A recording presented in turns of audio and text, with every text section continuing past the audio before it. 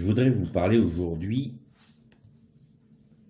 de la puissance de la prière que Jésus nous a appris à adresser à Dieu, le Notre Père. Le Notre Père, tous les chrétiens le connaissent, c'est souvent devenu, dans certaines obédiences du christianisme, une récitation, une prière toute faite, donc on sait qu'elle est automatiquement conforme à la pensée de Dieu, puisque Jésus a dit, voilà, priez de cette manière-là, et bien souvent, trop souvent, pour ne pas dire dans la majorité des cas, cette prière est simplement une litanie. Or, le Seigneur Jésus nous a bien mis en garde d'une chose, et on va le lire ensemble au chapitre 6 de l'évangile de Matthieu. Chapitre 6, Matthieu 6, et on va commencer au verset 6. Matthieu 6, verset 6. Mais toi, quand tu pries, entre dans ta chambre, ferme ta porte et prie ton Père qui est dans le lieu secret. Et ton Père qui voit dans le secret te le rendra. En priant, ne multiplie pas de vaines paroles, comme les païens qui s'imaginent qu'à force de paroles, ils seront exaucés. Ne leur ressemblez pas, car votre Père sait de quoi vous avez besoin, avant que vous le lui demandiez. Voici donc comment vous devez prier.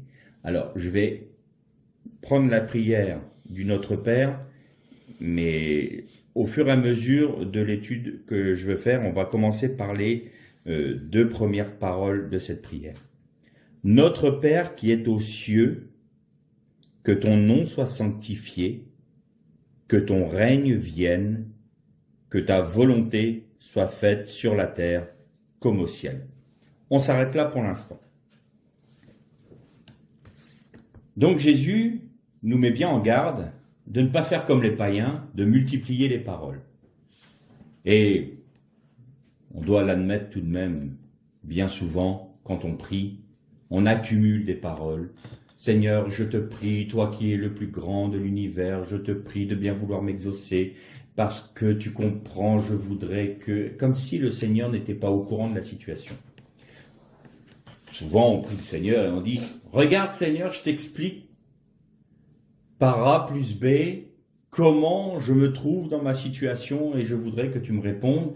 Et puis, pour être conforme, je vais réciter, je vais prier. D'ailleurs, on dit souvent réciter le Notre Père. Je vais prier le Notre Père. Comme une formule, un peu comme une formule magique. Alors, je ne dis pas que c'est tout le temps ce cas-là, mais on est quand même souvent dans le cas de figure du multiplication de paroles, s'imaginant qu'à force de paroles, le Seigneur va nous exaucer. Or, il y a des moments, la prière, c'est un soupir.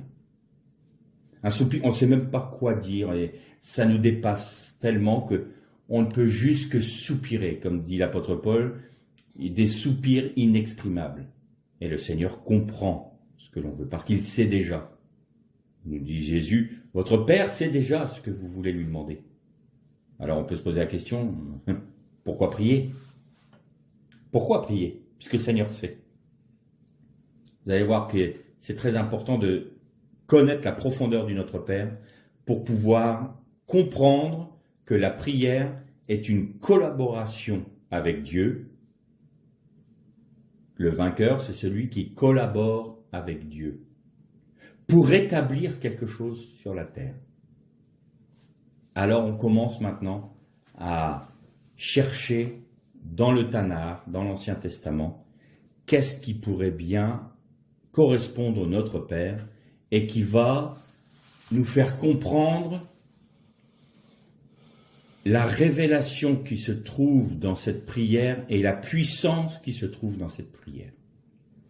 Vous savez que Israël a été suscité par Dieu pour être en bénédiction à toutes les nations. Dans le premier temple, le temple de Salomon, il y avait 10 ménorotes, donc une ménorah au singulier, des ménorotes au pluriel. Il y avait 10 ménorotes. 10 ménorotes à 7 branches. Alors pourquoi 10? simplement parce que ça faisait 10 fois 7 branches, donc 70 branches de Ménorah, et ça correspond aux 70 nations de Genèse. Vous savez, la table des nations, après que Noé soit sorti de l'arche. Et donc, quand il y avait le culte du temple, les Ménorotes étaient ce qui se passe dans ce temple, ce qui est en train de se faire, les sacrifices qui se font dans ce temple, le sang qui coule dans ce temple, l'huile d'onction qui est représentée dans ce temple, l'huile sainte qui permet de faire briller les Ménorotes, sont la lumière de Dieu qui éclaire les nations. Donc, quand les Juifs et quand les prêtres, les Cohen, faisaient l'office du temple, étaient intégrés en Israël tout l'ensemble des nations pour que la bénédiction et la compassion de Dieu puissent être données aux nations. Et on a souvent parlé ensemble et médité là-dessus que Jésus est l'accomplissement physique et son œuvre du tabernacle, donc du temple. Et en Jésus-Christ, les nations ont la lumière de Dieu qui peut briller sur eux. Donc déjà du temps de Salomon, cette pensée-là du salut offert aux nations était déjà présente dans le culte du temple. Bien, une fois qu'on a dit ça, cherchons le rapport un peu avec le Notre Père. Pour les Juifs, il y a une prière fondamentale, et vous allez voir qu'il y a un lien avec le Notre Père, c'est ce qu'on appelle la prière du Shema Israël. Shema Israël, Adonai Eloheinu, Adonai Echad. Écoute Israël, l'Éternel est ton Dieu, l'Éternel est un. Ça, les Juifs le prient à tout moment, dans la journée. Ils vont, quand ils sont dans la maladie, quand il y a un décès, quand ils se réjouissent. Le Shema Israël, c'est toujours « Je prie, écoute Israël, l'Éternel est ton Dieu, l'Éternel est un ». Mais le mot Shema n'est pas simplement écoute comme ça. Tiens, en fait, écoute, j'ai un truc à te dire. C'est plus que ça. Dans le Shema Israël, c'est écoute, concentre-toi sur ce qui est dit. Mais plus encore, concentre-toi et obéis à ce qui est dit. On pourrait traduire concentre-toi sur ce que je te dis et obéis à ce que je te dis, Israël, car l'Éternel est ton Dieu, l'Éternel est un. Et là, ça donne une dimension beaucoup plus grande à cette prière. Écoute et obéis. Donc, écoute et obéis, car je suis l'Éternel ton Dieu. Donc, écoute mes prescriptions, écoute ma Torah, parce que je suis l'Éternel ton Dieu et je suis un. Très bien. Depuis la destruction du temple, du deuxième temple, les 3 sacrifices quotidiens, je vous avais dit, avaient été remplacés par des prières. Évidemment, parce qu'aujourd'hui, on ne peut plus sacrifier au temple, puisque le temple n'existe plus. Et donc, vous avez une prière le matin, une prière le midi et une prière le soir. Donc, la prière du matin s'appelle la shacharit. La prière du midi, c'est la mincha, et la prière du soir, c'est l'arvit. Si vous prenez les initiales de ces 3 prières-là, vous avez le mot Shema. Donc, Shachachit, Mincha, Arvit, Shema. Et donc, ces 3 prières-là correspondent au écoute Israël, obéis Israël, car je suis l'Éternel ton Dieu. Et là, maintenant, on va rentrer dans quelque chose d'intéressant. Les eaux d'en haut et les eaux d'en bas, on en a parlé dans une étude précédente, c'est la réalité céleste et la réalité terrestre. Et on a remarqué que la réalité céleste était formé sur la terre comme à travers un miroir. Donc on pourrait dire que ce qui est sur la terre, c'est le miroir d'une réalité céleste. Il y a un tabernacle céleste, on avait dit, il y a un fils de l'homme, il y a un Adam, il y a une Jérusalem céleste, il y a une Jérusalem terrestre, et il y a un tabernacle céleste et il y a un tabernacle terrestre. Mais c'est comme en miroir. Quand les Juifs prient ces trois prières-là qui forment le Shema, et dans la tradition juive, il est dit qu'ils font descendre sur terre le Haol Shamayim, le Malchut Shamayim. Haol Malchut Shamayim. C'est-à-dire, ils font descendre sur terre le joug du royaume des cieux. En priant, ils intercèdent de manière à ce que le joug du royaume des cieux descende sur terre. Et quand vous prenez les premières lettres de Haol Malchut Shamayim, vous avez le Shema à l'envers. Vous avez un Ayin, un Mem et un Shem. Le Shema, c'est un Shem, un Maïm et un Ayin. Un Mem et un Ayin. Donc c'est le miroir, Haol Malchut Shamayim, est le miroir du Shema.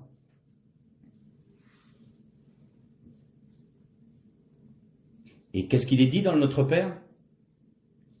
Que ton nom soit sanctifié, Shema Israël, Adonai Eloheinu, l'Éternel est ton Dieu.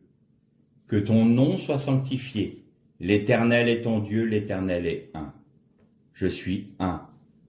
Je suis séparé de toutes les idoles. Je suis sanctifié à tes yeux. Écoute Israël, car je suis le Dieu qui est sanctifié pour toi, qui est séparé des autres. Mais plus que ça, je suis le Dieu qui t'a sanctifié, qui t'a séparé des autres nations.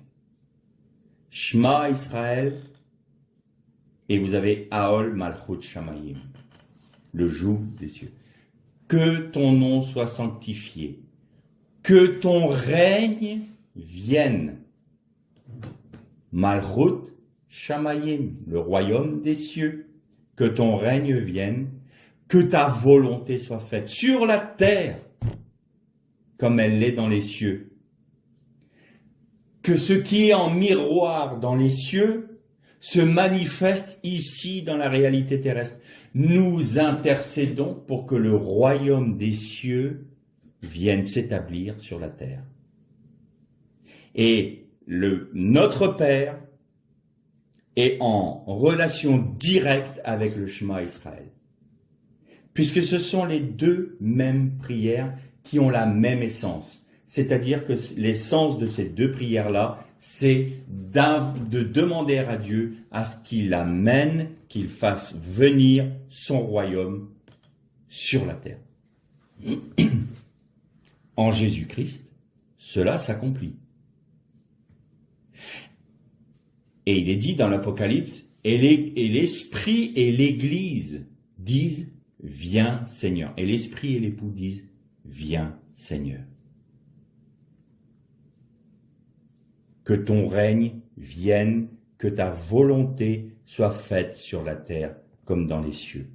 Et là, tout d'un coup, on se dit, mais il y a une dimension dans cette prière où lorsqu'on s'engage, pas dans une récitation, mais dans une prière qui est pensée, réfléchie, quand on pèse les mots de cette prière, notre Père qui est dans les cieux, que ton nom soit sanctifié, là c'est Shema Israël, Adonai Eloheinu, Adonai Echad. L'Éternel est ton Dieu, l'Éternel est un. Obéis, parce que je suis Dieu. Et que ta volonté soit faite sur la terre, que ton règne vienne, que ta volonté soit faite sur la terre, comme elle l'est dans les cieux. Donc vous voyez cette relation intime qu'il y a entre ce que Jésus enseignait en termes de prière à ses disciples et ce que les Juifs priaient tout le temps, le Shema Israël. Le Notre Père est par essence et fondamentalement une prière juive.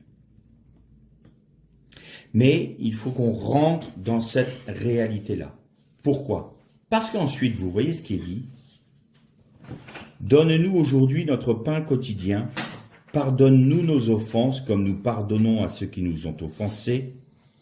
Ne nous laisse pas entrer dans la tentation, mais délivre-nous du mal, car c'est à toi qu'appartiennent dans tous les siècles, c'est-à-dire pour l'éternité, le règne, la puissance et la gloire. Amen.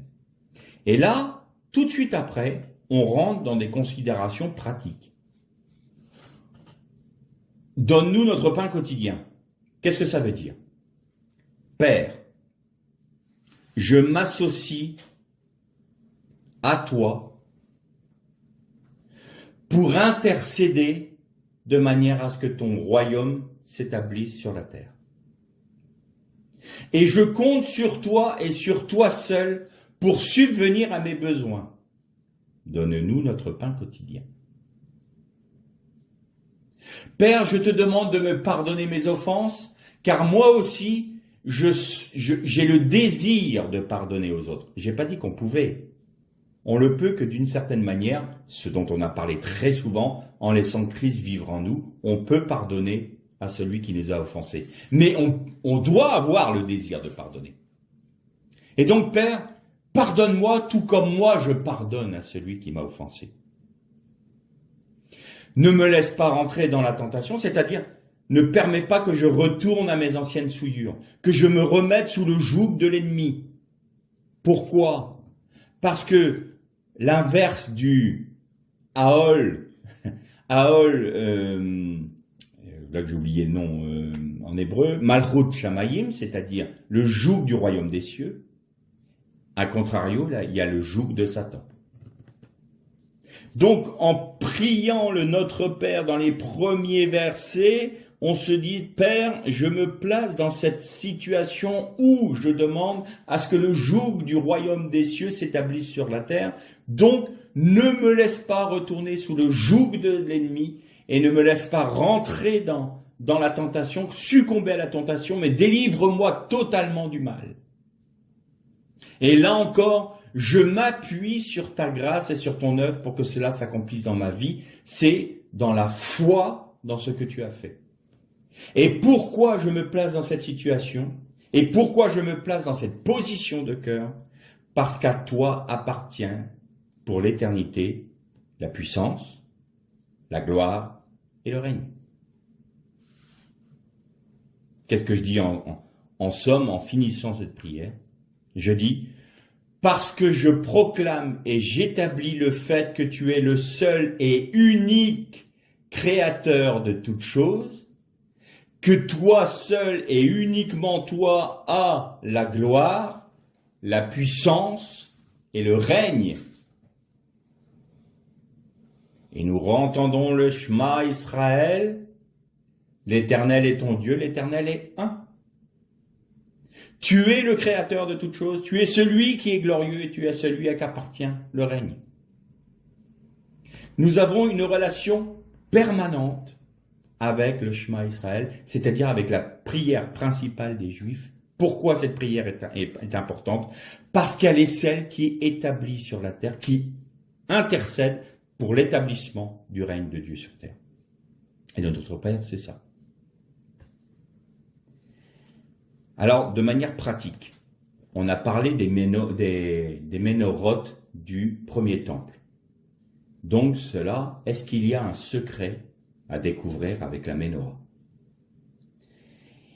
Dans la tradition juive, il y a un psaume qui est écrit en forme de ménorah. Vous prenez alors évidemment pas dans le parchemin, pas dans le rouleau de la Torah, mais souvent ce psaume-là, quand il est sur un tableau, quand il est dans un livre, dans une gravure, c'est une ménorah avec le verset. Et ce psaume-là, c'est le psaume 67. Alors on va le lire ensemble si vous voulez. Le psaume 67. Et vous allez voir que c'est un psaume messianique et un psaume où les nations sont pleinement intégrées.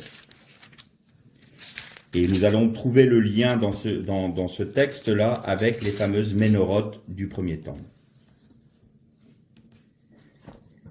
Que Dieu nous accorde sa grâce et qu'il nous bénisse, qu'il fasse briller sur nous sa face, afin que l'on connaisse sur la terre ta voie et parmi toutes les nations ton salut.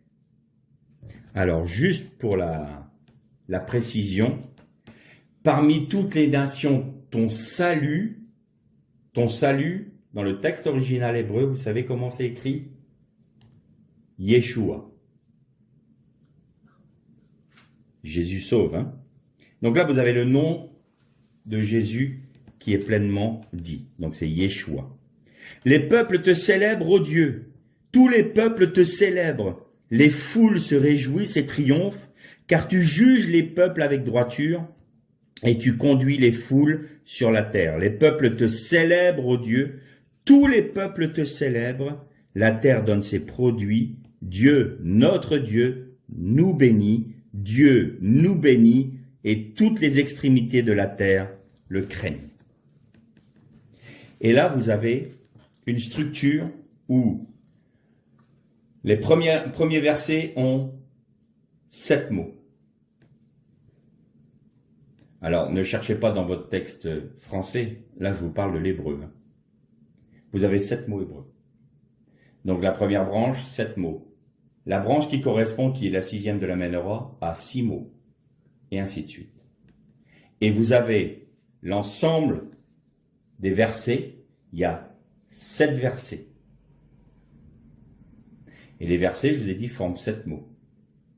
7 x 7, 49, qui correspond aux 49 jours entre Pâques et Pentecôte, entre Pessah et Shavuot. Et pourquoi c'est important?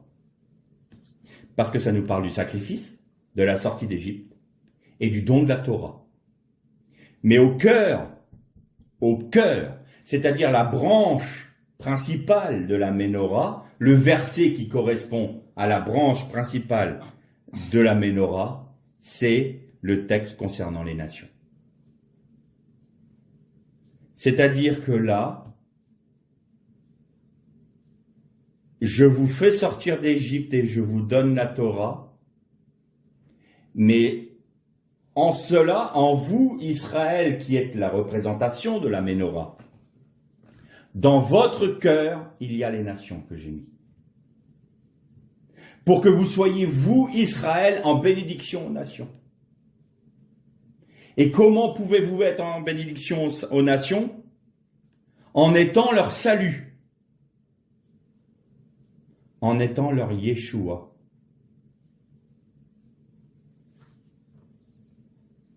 Si vous prenez les initiales de tous les mots de ce verset, vous avez le poids numérique de ces initiales-là font 72. 72 correspond à la gématria, au poids numérique du mot chesed, la compassion. Et bien maintenant, on va aller un peu plus loin. Qu'est-ce qu'on a dit? Le poids numérique de ces initiales faisait 72. C'est le psaume 67. Donc c'est 72 dans un psaume. Allez, on va dans le psaume 72. Allons dans le psaume 72. Au verset 5, vous avez « On te craindra tant que subsistera le soleil, tant que paraîtra la lune de génération en génération. » Bon, là la traduction n'est pas bonne. C'est « On te célébrera tant que le soleil brillera devant la lune. » L'ifné. Et non pas tant qu'elle subsistera. Alors comme ça faisait bizarre en français, ils ont traduit de cette manière-là. Sauf que c'est Shamesh velifne, au devant, Yerecha. Et là, Yerecha, ça c'est la lune. Donc, tant que le soleil subsistera au devant de la lune. tant que le soleil subsistera au-devant de la lune, ou brillera devant la lune. Qu'est-ce que ça veut dire?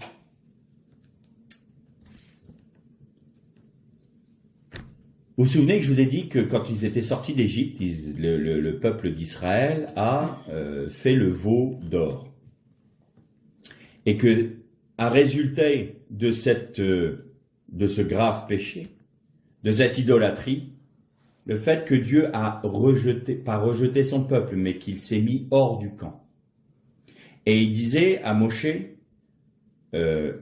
si je monte au-devant de vous ou parmi vous pour vous emmener dans le pays de la promesse, je vous détruirai.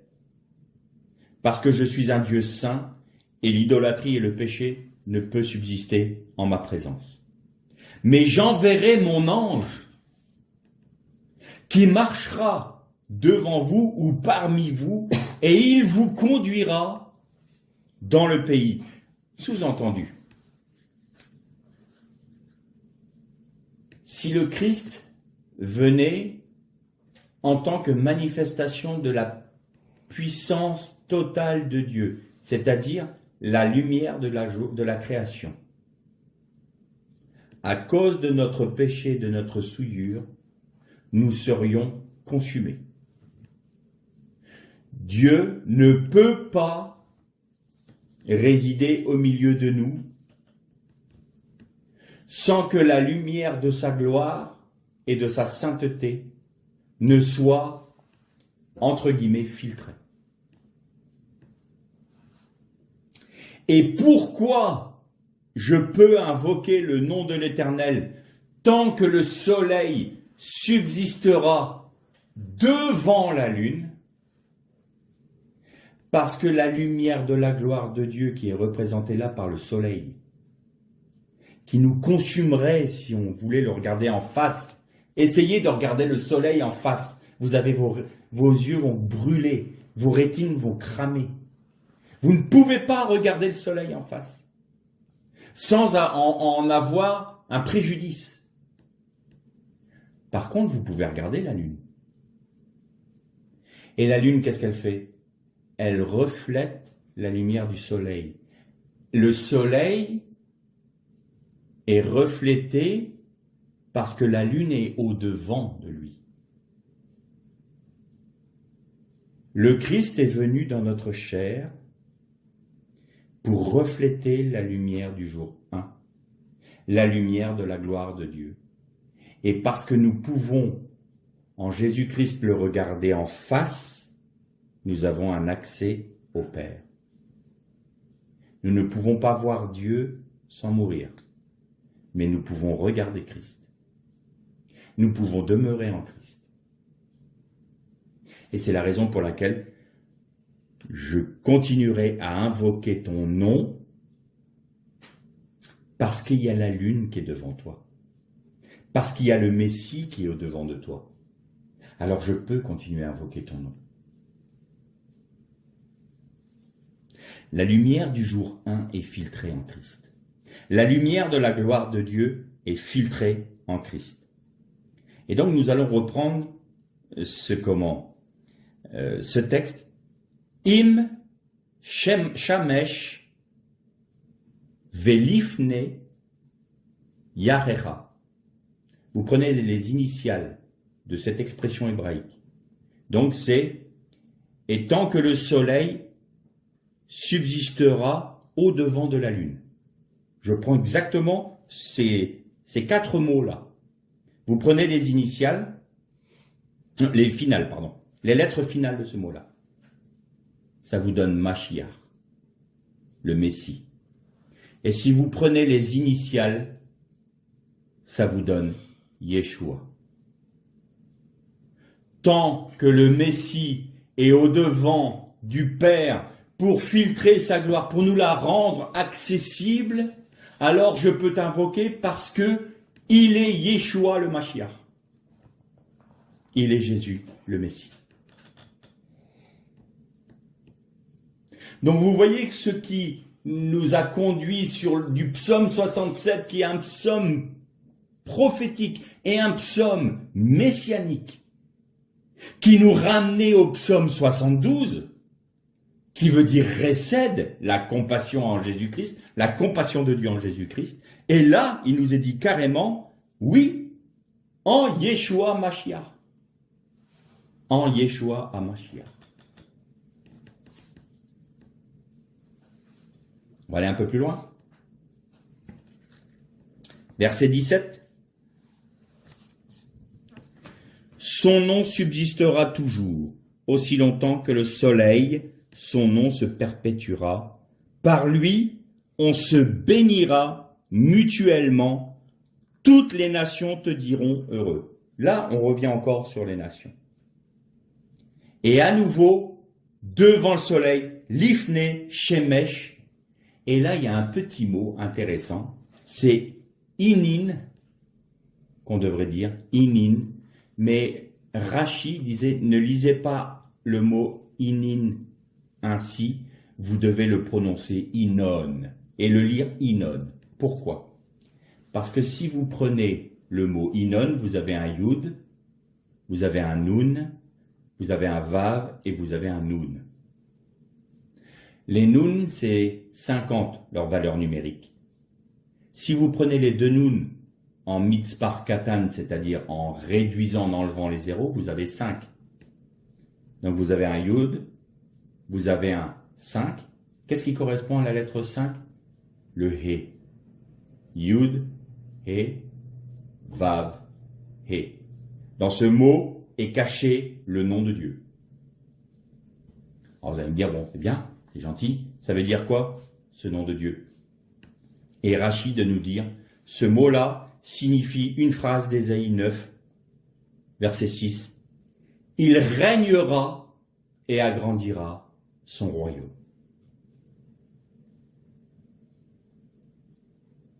Et nous trouvons le lien entre la prière du Shema Israël, du psaume qui correspond au Ménorot du temple de Salomon et donc des nations, au psaume 67, qui nous conduit à la compassion de Dieu, la Resed, et donc au psaume 72 qui nous dit que la compassion de Dieu est Yeshua HaMashiach, parce que son nom subsistera devant le soleil, parce que est caché en lui le nom divin qui ne se prononce plus aujourd'hui.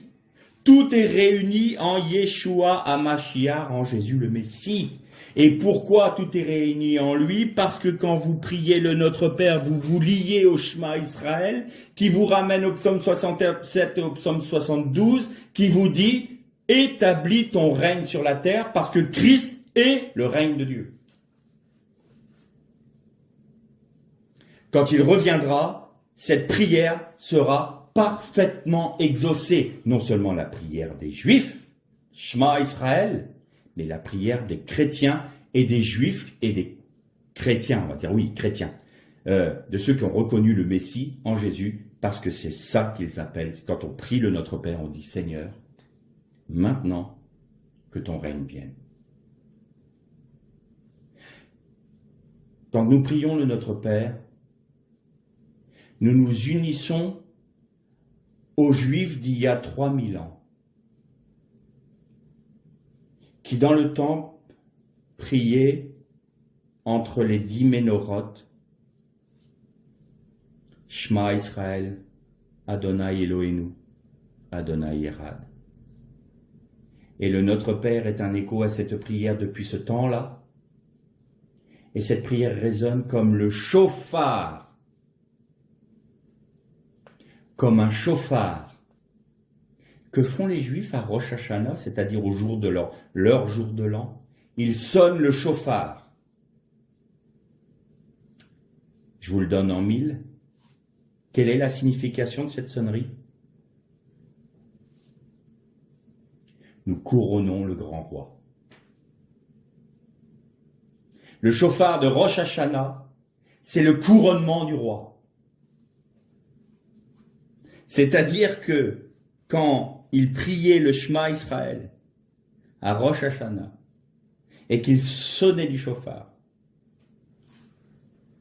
dans leur vie, ils couronnaient le roi. Et il le couronnait pour les nations. Et donc par cette foi-là, il savait qu'un jour viendrait leur Messie qui apporterait cette royauté aux nations. Et Jésus a dit, maintenant c'est fait, voilà comment vous devez prier. Notre Père qui est dans les cieux, que ton nom soit sanctifié, que ton règne vienne, que ta volonté soit faite sur la terre comme aux cieux, parce que nous couronnons le grand roi.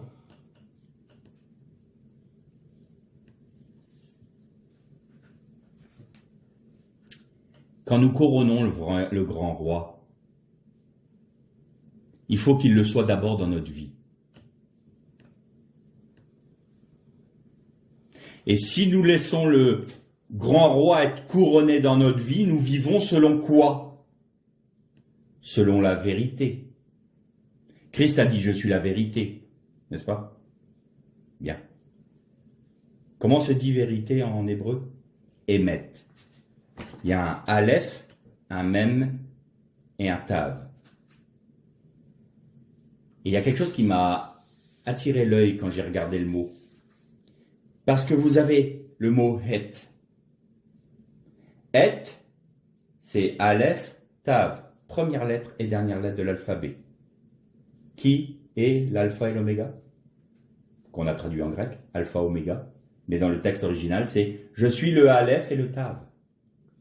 Je suis le début, le commencement et la fin. Tout est réuni en moi. Et vous avez un mème qui s'est inséré entre ces deux lettres-là. Donc, au sein de celui qui est le commencement et la fin, le Christ, il y a un mème qui s'est inséré. Et le mème, c'est les os, c'est les maïm.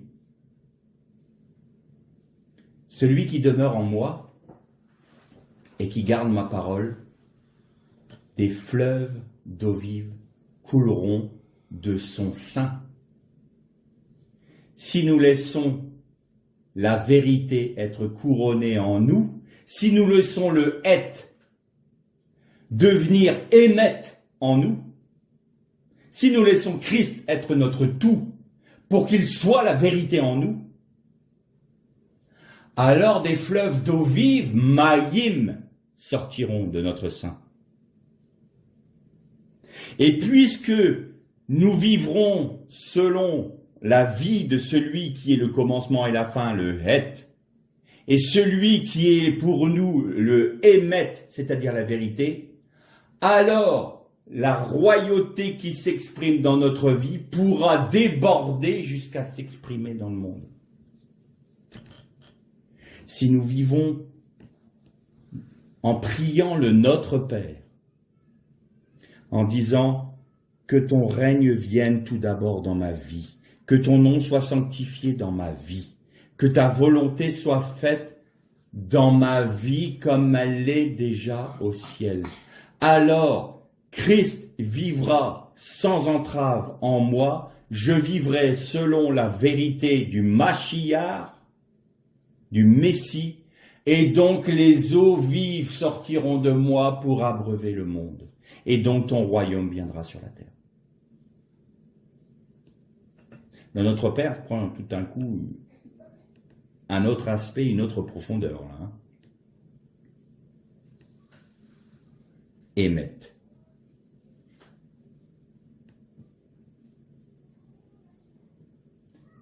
Le émet doit devenir partie intégrante de nous. Et en devenant intégral à nous, faisant partie intégrante de nous, de notre être, c'est le aleph et le taf qui devient, j'ai envie de dire allez, je vais dire le mot, nos cellules, n'est-ce pas? Si Christ devient les cellules de notre être, alors nous pouvons vivre selon la vérité. Et nous pouvons transmettre cette vie aux autres. D'accord? Donc, être deviendrait les cellules de notre être. Eh bien, si vous prenez le mot miroir de het, vous avez le mot to. Et le mot to, c'est cellule. Donc le être doit devenir notre taux, nos cellules, notre être intrinsèque, notre substance. Christ doit être notre substance, doit être l'essence de notre être, en devenant émette. Alors, le grand roi est couronné dans notre vie. Et en étant couronné dans notre vie, nous l'annonçons au monde.